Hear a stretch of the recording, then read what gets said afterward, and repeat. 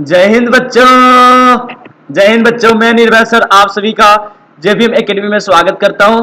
बच्चों, आज का वीडियो जो है वाकई में बहुत कमाल का होने वाला है, क्योंकि आज हम लोग पढ़ेंगे सेक्टर ऑफ इंडियन इकोनॉमी, यानी क्लास 10th का इकोनॉमिक्स में chapter 2 sector of Indian economy. तो इस चैप्टर को हम लोग प्रॉपर तरीके से माइंड मैप के थ्रू एक पेज में मैंने इसको कवर करने का कोशिश किया हूं। तो चलिए इसी शब्दों के साथ शुरुआत करते हैं और इस चैप्टर को अच्छे तरीके से समझने का कोशिश करते हैं। देखिए, सबसे पहले तो ये आपको माइंड में पूरे चैप्टर का है, तो हम सबसे पहले इसको हम थोड़ा सा जूम कर लेते हैं ताकि आपको जो है ना अच्छे तरीके से क्लैरिटी प्रॉपर तरीके से दिखाई दे सके। ठीक है, तो इसको नॉर्मल ये आपका पूरा चैप्टर है जो एक पेज में मैंने कवर किया है। ठीक है, तो ये जो आपको जो दिखाई दे रहा है प्रॉपर तरीके से। चलिए अब हम सबसे पहले क्या करते हैं कि इसको हम थोड़ा सा जूम कर लें ताकि जो है आपको प्रॉपर तरीके से दिखाई दे सके।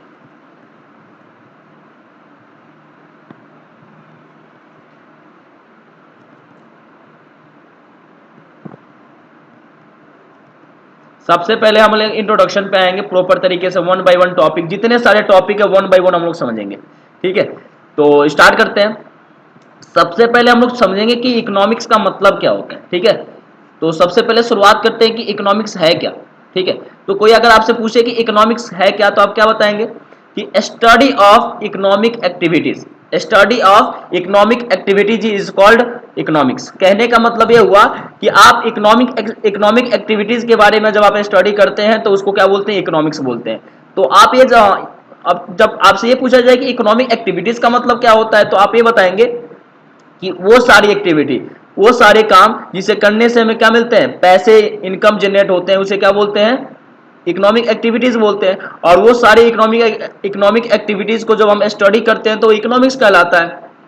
क्लियर हो गया।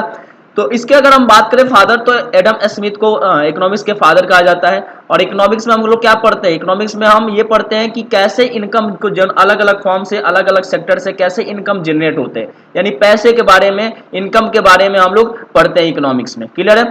तो देखिए इस चैप्टर में बेसिकली जो है अलग अलग क्राइटेरिया के अनुसार अलग अलग सेक्टर बनाया गया है, जिसमें हम लोग अलग अलग सेक्टर के बारे में जानेंगे।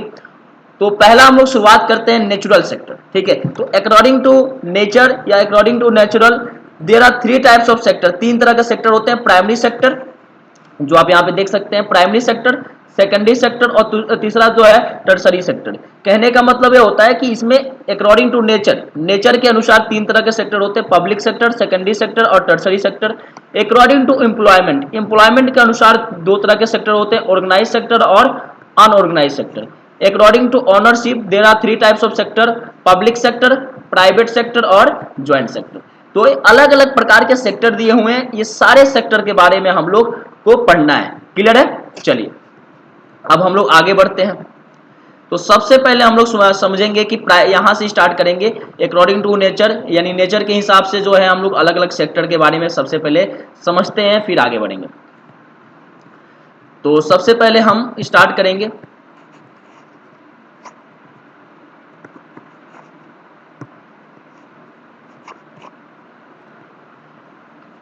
बिल्कुल अच्छे तरीके से कवर करने की कोशिश कीजिएगा। चलिए, तो सबसे पहले हम लोग समझते हैं कि प्राइमरी सेक्टर का मतलब क्या होता है। तो प्राइमरी सेक्टर जो होता है बेसिकली इसको एग्रीकल्चर सेक्टर बोला जाता है। ये क्या, natural product get from the nature, यानी इसमें हम लोग जो भी प्रोडक्ट प्राप्त करते हैं वो स्पेशली नेचर से प्राप्त करते हैं। जैसे इसमें क्या क्या आता है, तो agriculture, mining, animal husbandry, dairy product, ये सारे जो है ना प्राइमरी सेक्टर में आते हैं और इससे इनकम जनरेट होता है। जैसे एग्रीकल्चर का मतलब होता है कि खेती करना, और खेती से जो जो अलग अलग प्रकार, खेती में जैसे अगर हम काऊ बफेलो, एनिमल हस्बेंड्री, अगर हम अलग अलग काऊ बफेलो भी रख रहे हैं तो नॉर्मल सी बात है वो एग्रीकल्चर में आता है। तो उससे हम दूध को बेचना या स्पेशली हम क्रॉप्स लगाएं उसको हम सेल करके पैसे इनकम जनरेट कर रहे हैं, तो वो प्राइमरी सेक्टर में आता है। ठीक है, तो इसमें provides raw material for the secondary sector, यानी प्राइमरी सेक्टर से क्या होता है कि सेकेंडरी टोटली जो है सेकेंडरी सेक्टर किस पे डिपेंड है, तो सेकेंडरी सेक्टर टोटली जो है प्राइमरी सेक्टर पे डिपेंड है। तो हमें याद रखना होगा कि जो भी रॉ मटेरियल्स जो है वो प्राप्त जो होते हैं सेकेंडरी सेक्टर को, कहां से होते हैं, वो प्राइमरी सेक्टर से होते हैं। क्लियर है। चलिए आगे बढ़ते हैं। सेकेंडरी सेक्टर क्या होता है, इसको मैन्युफैक्चरिंग सेक्टर कहा जाता है, यानी रॉ मटेरियल को एक फिनिश गुड में क्या किया जाता है, कन्वर्ट कर दिया जाता है। क्लियर है। जैसे एग्जाम्पल की अगर हम बात करें कहाँ पे ट्रांसफॉर्मेशन होता है तो स्पेशली इंडस्ट्री के अंदर होता है। इसकी एग्जाम्पल की बात करें सेकेंडरी सेक्टर का तो इसमें एग्जाम्पल शर्ट हो गया, बिस्कुट हो गया, चेयर हो गया, ये सब क्या है एक प्रकार के मैन्युफैक्चरिंग सेक्टर के एग्जांपल है। जैसे हमारे पास कॉटन है तो कॉटन क्या है एक प्रकार का प्राइमरी सेक्टर है क्योंकि ये एग्रीकल्चर से हमने प्राप्त किया। अब कॉटन से हमने क्या किया कि शर्ट बनाया, ठीक है, तो वो स्पेशली मैन्युफैक्चर करके बनाया, इंडस्ट्री में बनाया, तो हमारा क्या हो गया वो सेकेंडरी सेक्टर में आ गया। क्लियर है, चलिए आगे बढ़ते हैं।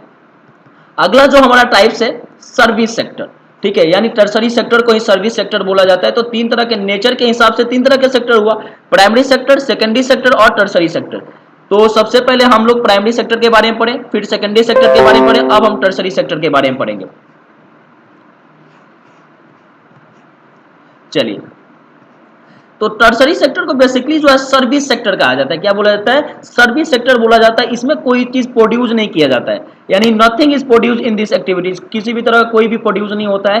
Help for the development of primary या सेकेंडरी सेक्टर, यानी इसमें क्या होता है कि प्राइमरी सेक्टर और सेकेंडरी सेक्टर के डेवलपमेंट के लिए जो है ना क्या है सर्विस सेक्टर की रिक्वायरमेंट है। क्योंकि अगर मान के चलिए कि हम बड़े अमाउंट पे अगर किसी चीज को मैन्युफैक्चर कर रहे हैं तो उसमें ट्रांसपोर्ट हो गया, फाइनेंस डिपार्टमेंट हो गया, स्पेशली बीपीओ यानी कॉलिंग डिपार्टमेंट हो गया, तो ये सारे जो चीजें जो है ना टर्सरी सेक्टर में आते हैं कि हम सर्विस प्रोवाइड किया जा रहा है, ठीक है। तो यहाँ पे बेसिकली जो है ये सब मतलब प्राइमरी सेक्टर और सेकेंडरी सेक्टर के डेवलपमेंट के लिए टर्सरी सेक्टर जरूरी है, ठीक है।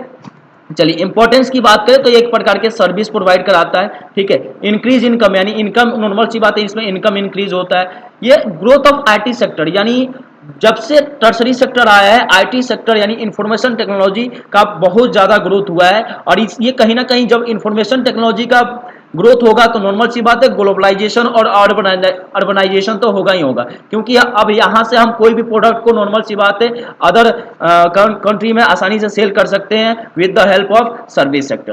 क्लियर है, चलिए तो उम्मीद करता हूं कि आपको प्राइमरी सेक्टर और सेकेंडरी सेक्टर और टर्सरी सेक्टर क्लियर हो गया होगा।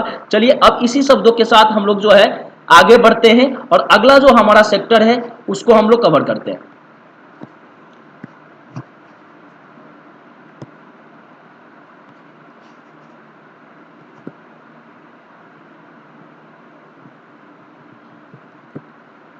तो सबसे पहले हम लोग जो है स्टार्ट करेंगे, अब आगे आते हैं अगला हमारा जो टॉपिक है इसमें हम लोग पढ़ेंगे ऑनरशिप, यानी ऑनरशिप के अनुसार कितने तरह के सेक्टर होते हैं। क्लियर है,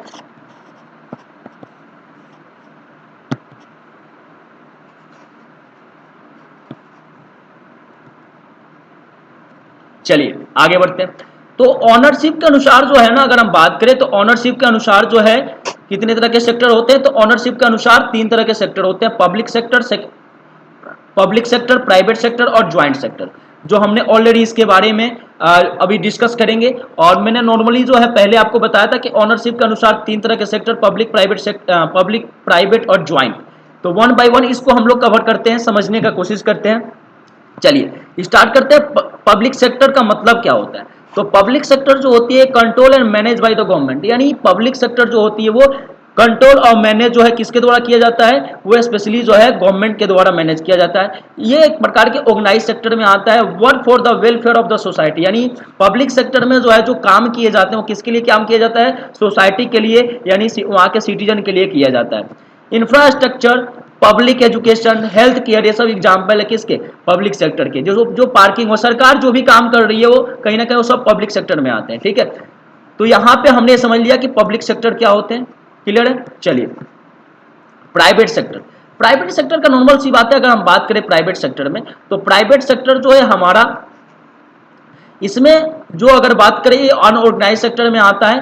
वर्क फॉर प्रॉफिट, यानी प्राइवेट सेक्टर में नॉर्मली प्रॉफिट के लिए वर्क किया जाता है, ठीक है, ताकि हमें प्रॉफिट मिल सके, ठीक है। एग्जांपल की अगर बात करें प्राइवेट सेक्टर में तो टाटा, रिलायंस, विप्रो और भी बहुत सारे एग्जांपल हैं प्राइवेट सेक्टर के।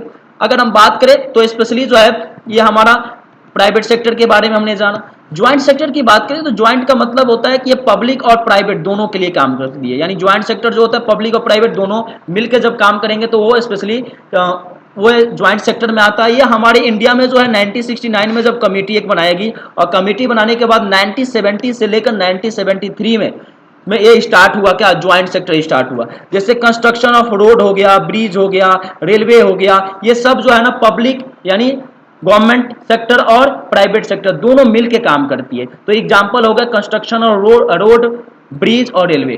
क्लियर है? चलिए आगे बढ़ते हैं। तो अब हम लोग जो है सबसे पहले हम एम्प्लॉयमेंट के अनुसार पहले पढ़ लेते हैं, उसके बाद हम लोग जो है आगे वाले जो टॉपिक पढ़ेंगे। तो हमने दो टॉपिक कवर कर लिया, अकॉर्डिंग टू ऑनरशिप, ठीक है, और अकॉर्डिंग टू नेचर, अलग अलग सेक्टर। अब हम लोग पढ़ेंगे अकॉर्डिंग टू एम्प्लॉयमेंट। एम्प्लॉयमेंट के अनुसार कितने तरह के सेक्टर होते हैं, ठीक है, तो उस पर आप ध्यान देंगे। तो हमने आपको ऑलरेडी बताया था कि दो तरह के सेक्टर होते हैं, अनऑर्गेनाइज सेक्टर और अनऑर्गेनाइज सेक्टर। तो वन बाई वन इसको हम पढ़ेंगे अभी। चलिए, तो अकॉर्डिंग टू एम्प्लॉयमेंट, एम्प्लॉयमेंट के अनुसार दो तरह के सेक्टर होते हैं, ऑर्गेनाइज सेक्टर और अनऑर्गेनाइज सेक्टर। ऑर्गेनाइज सेक्टर में क्या होते हैं, जो एम्प्लॉयमेंट होते हैं, जो स्पेशली जो एम्प्लॉय होते हैं वो रेगुलर जाते हैं काम पे, ठीक है। सिक्योरिटी ऑफ एम्प्लॉयमेंट, यानी इसमें सिक्योरिटी होती है। अगर एक बार आपको जॉब लग गया, जितने सारे सरकारी गवर्नमेंट एम्प्लॉय हैं सब जो है ना उनको सिक्योरिटी है, क्योंकि उनको कोई निकाल नहीं सकता है। क्लियर है? रजिस्टर्ड विद द गवर्नमेंट, यानी गवर्नमेंट के साथ वो रजिस्टर्ड है, ठीक है। उनको अलग अलग प्रकार के बेनिफिट मिलते हैं। यहाँ पे बेनिफिट का स्पेलिंग सही कर लीजिएगा। उनको paid leave, PF, payment during holiday, यानी होली छुट्टी भी ले लेते हैं तो नॉर्मल सी बात है उनको क्या मिलती है, अगर छुट्टी भी रहता है तो उनको पेमेंट मिलती है। क्लियर है? तो ये सब किस में आता है, ये ऑर्गेनाइज सेक्टर में आता है, यानी गवर्नमेंट एम्प्लॉयमेंट के लिए अलग अलग प्रकार के उनको जो है ना गवर्नमेंट के द्वारा अलग अलग बेनिफिट दिए जाते हैं, ठीक है, बहुत सारे छूट है उनको अवेलेबल है। लेकिन अनऑर्गेनाइज सेक्टर में क्या होता है, तो अनऑर्गेनाइज सेक्टर में अगर हम बात करें तो outside of the control of the government, यानी इसमें गवर्नमेंट का यानी सरकार का कोई कंट्रोल पावर नहीं होता है। स्पेशली जो इसमें रूल और रेगुलेशन जो भी सबसे ज्यादा फॉलो किया जाता है, वो भी रूल और रेगुलेशन किसके द्वारा फॉलो किया जाएगा, वो नॉर्मल सी बात है, जो कंपनी है वो कंपनियां खुद के अपने रूल रेगुलेशन बनाएगी। इरेगुलर वेजेस, यानी जो प्रॉपर तरीके से जो सैलरी की बात किया जाए या पैसे की बात किया जाए वो प्रॉपर तरीके से मिल नहीं पाता है। इसमें कोई भी पैड लीव हो या कोई भी मेडिकल लीव मतलब आपको पैसे के तौर पे नहीं मिलता है। अगर आप छुट्टी भी लेते हैं तो आपका गया, यानी आपको पैसा नहीं मिलेगा।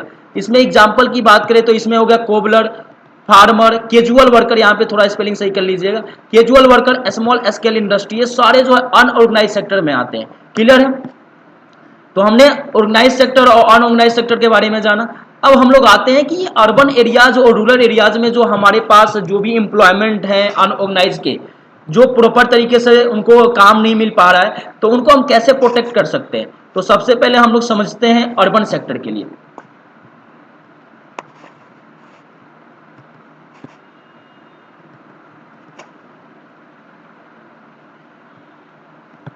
थोड़ा सा इसको मैं जूम कर दूं ताकि आपको क्लियर आ पाए। चलिए, तो अर्बन एरियाज के लिए अगर हम बात करें तो अर्बन एरियाज में बाय मिनिमम वेज एक्ट, यानी आप क्या कीजिए कि अर्बन एरियाज में जो है ना एक मिनिमम जो है वेज एक्ट के थ्रू जो है ना आप ये फिक्स किया जाए कि हाँ इस घंटे में आप अगर कोई भी एम्प्लॉय या कोई भी कर्मचारी काम करेगा कंपनी या किसी भी एरिया में, तो वो 8 घंटे हो या 10 घंटा हो या 12 घंटे हो, उनको इतना वेज मिलेगा, उनको इतनी सैलरी मिलेगी, एक फिक्स किया जाए। ठीक है।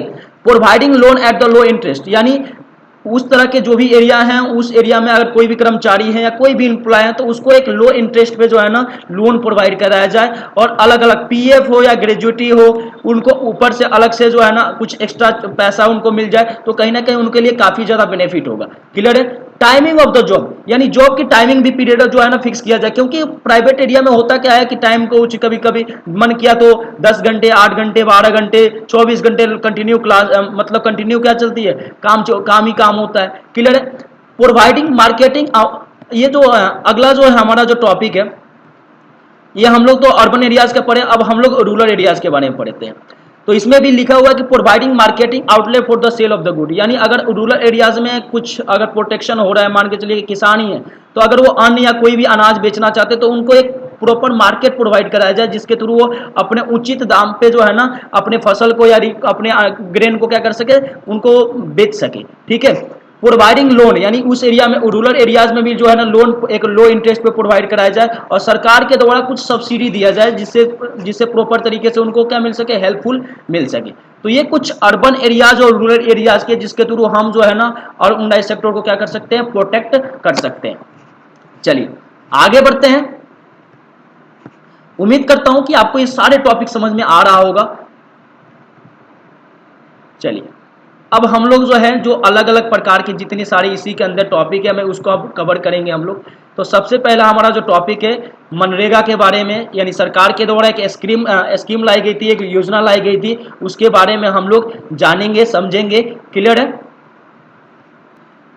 तो हम लोग सबसे पहले जो है ना मनरेगा यानी स्पेशली इसका फुल फॉर्म समझते हैं। तो M for Mahatma, G for Gandhi, N for national, R for rural, और उसके बाद ई फॉर एम्प्लॉयमेंट, और जी फॉर गारंटी, और ए फॉर एक्ट। यानी ये स्पेशली सेंट्रल गवर्नमेंट के द्वारा चलाया गया एक प्रकार की योजना थी। इसमें क्या था, तो इसमें राइट टू वर्क यानी काम करने के अधिकार, और सरकार ने क्या किया था, एक प्रॉमिस किया था कि आपको 100 डेज के अंदर यानी 100 दिन के अंदर में आपको वर्क प्रोवाइड कराया जाएगा। ठीक है, अगर वर्क आपको नहीं मिलता है तो हम प्रॉपर तरीके से आपको मतलब 100 दिन के बाद कुछ अनएम्प्लॉयमेंट भत्ता यानी बेरोजगारी भत्ता के तौर पे कुछ पैसे आपको आपके अकाउंट में डाल दिया जाएगा। ठीक है, तो सबसे पहले शुरुआत जो है सेंट्रल गवर्नमेंट के द्वारा 2006 यानी 2006 में हुआ था, जिसमें 200 डिस्ट्रिक्ट में शुरुआत किया गया था। क्लियर है? और आज के डेट में मनरेगा जो है 625 डिस्ट्रिक्ट में काम कर रहा है, जिसमें ये सेंट्रल गवर्नमेंट का एक स्कीम है जिसको आप यहाँ पे लिख सकते हैं,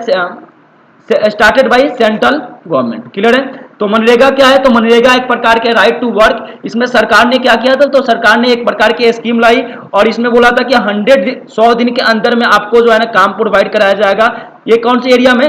ग्रामीण एरिया में। ठीक है, तो सबसे पहले 2006 में इसका शुरुआत किया गया था, और कितने डिस्ट्रिक्ट से शुरुआत किया गया था? 200 डिस्ट्रिक्ट में, और आज के डेट में जो है 625 डिस्ट्रिक्ट में ये काम हो रहा है। क्लियर है? अब हम लोग तो हमने ये पढ़ लिया। अब इसके बाद हम लोग आते हैं जीडीपी क्या होता है। तो जीडीपी की अगर बात किया जाए तो जीडीपी का मतलब होता है sum of production and service of all 3 sector, यानी प्राइमरी सेक्टर, सेकेंडरी सेक्टर और टर्सरी सेक्टर। इन तीनों सेक्टर से जितना इनकम जनरेट हुआ उसको हम क्या बोलते हैं? उसको हम बोलते हैं जीडीपी। और वो हर एक साल यानी एवरी ईयर जो है काउंट किया जाता है। किसके द्वारा काउंट किया जाता है? तो सीएसओ के द्वारा काउंट किया जाता है। ठीक है, अब आगे बढ़ते हैं, आगे समझते हैं। सबसे पहले इंडिया का नेशनल इनकम जो है दादा भाई नौरोजी के द्वारा जो है ना क्या किया गया था? मेजर किया गया था। ठीक है, तो आप इसे याद रखेंगे। चलिए आगे बढ़ते हैं। अगला हमारा जो टॉपिक है अनएम्प्लॉयमेंट, यानी अनएम्प्लॉयमेंट होता क्या है। क्लियर है? तो सबसे पहले हम लोग समझते हैं कि अनएम्प्लॉयमेंट है क्या। तो अनएम्प्लॉयमेंट का मतलब ये होता है कि people do not get job according to their eligibility, यानी वैसे पीपल जो उनकी योग्यता के अनुसार उनको जो उनका मतलब पढ़ाई जिस काम के लिए उन्होंने किया उनकी योग्यता के अनुसार जब उनको जॉब नहीं मिलता है तो उनको बेरोजगार के तौर पे जाना जाता है। ठीक है, तो यहाँ पे याद रखेंगे कि people do not get job according to their eligibility is called unemployment. Okay, under ये दो तरह के टाइप्स होते हैं, अंडर एम्प्लॉयमेंट और डिस्गाइज अनएम्प्लॉयमेंट। यहाँ पे अन जोड़ दीजिएगा यूएन। ठीक है, यहाँ पे अगला जो दूसरा टाइप से वो सीजनल अनएम्प्लॉयमेंट। यानी अगर हम बात करें तो जैसे हमारा जो पहला टाइप से अंडर अनएम्प्लॉयमेंट। ठीक है, तो अंडर अनएम्प्लॉयमेंट का मतलब ये होता है जब तक मान के चलिए हमने कोई काम स्टार्ट किया, ठीक है, और हमें कुछ व्यक्तियों की जरूरत है, कुछ पर्सन की जरूरत है, तो हमने उनको बुलाया और जब तक हम मान के चलिए कि धीरे धीरे काम कराया और उसके बाद हमारा जब काम खत्म हो गया तो हमने कुछ आदमी को उसमें से निकाल दिया। तो वो एक प्रकार के वो किसके एग्जाम्पल है? अंडर अनएम्प्लॉयमेंट के एग्जाम्पल है।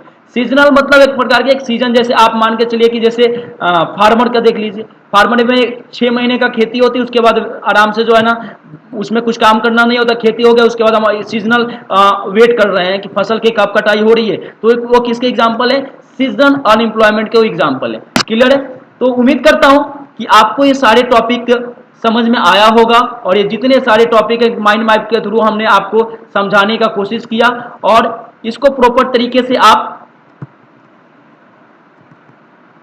अच्छे तरीके से समझने का कोशिश कीजिएगा।